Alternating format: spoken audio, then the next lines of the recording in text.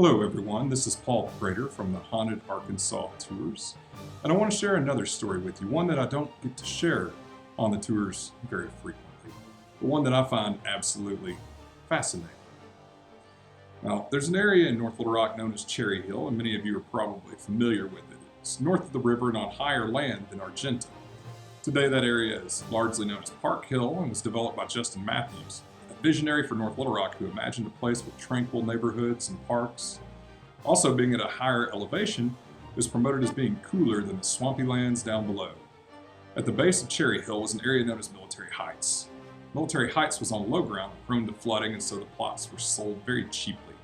Not surprisingly, this area became a low-income housing area primarily covered with shacks.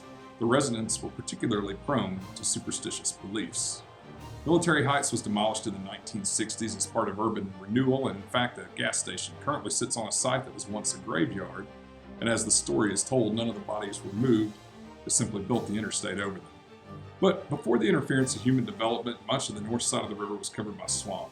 The swamp was filled with game and large cypress trees. Mill owners took advantage of that and turned it into a lot of lumber. At the time, the swamp extended around Military Heights and down into Bering Cross and covered roughly 60 acres. There was a small sawmill on the edge of the swamp at what's now 13th and Pike that operated from 1905 to 1908. The Dark Hollow Swamp, as it was known, was a constant sanitation and flooding problem and reportedly filled with all types of venomous snakes. So in 1909, the city finally addressed the problem by building large conduits to drain the swamp, providing more usable land for the city. However, even to this day, a little bit of Dark Hollow Swamp remains.